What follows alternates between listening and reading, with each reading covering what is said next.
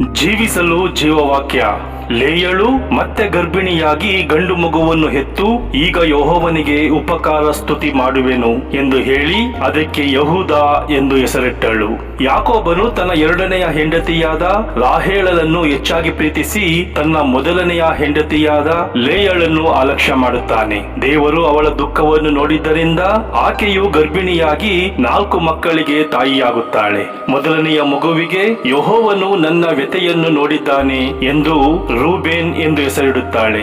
ಎರಡನೆಯ ಮಗುವಿಗೆ ಗಂಡನ ಅಲಕ್ಷ್ಯವನ್ನು ಯೆಹೋವನು ತಿಳಿದಿದ್ದಾನೆ ಎಂದುಕೊಂಡು ಸಿಮೆಯೋನ್ ಎಂದು ಹೆಸರಿಡುತ್ತಾಳೆ.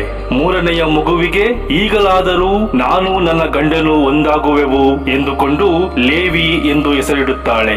ನಾಲ್ಕನೆಯ ಮಗುವಿಗೆ ಯೆಹೋವನಿಗೆ ಉಪಕಾರ ಸ್ತುತಿ ಮಾಡುವೆನೆಂದು ಯಹೂದ ಎಂದು ಹೆಸರಿಡುತ್ತಾಳೆ. ಪ್ರೀತಿಯಿಂದ ಯಾರು ವಂಚಿತರಾಗಿದ್ದಾರೋ ಅವರನ್ನು ದೇವರು ಪ್ರೀತಿಸುತ್ತಾರೆ.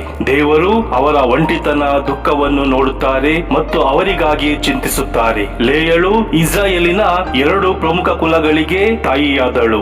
ಇದಲ್ಲದೆ ಅರಸನಾದ ದಾವೀದ ಮತ್ತು ಕರ್ತನಾದ ಯೇಸು ಕ್ರಿಸ್ತ ಕೂಡ ಯಹೂದ ಕುಲದಲ್ಲೇ ಜನಿಸಿದರು.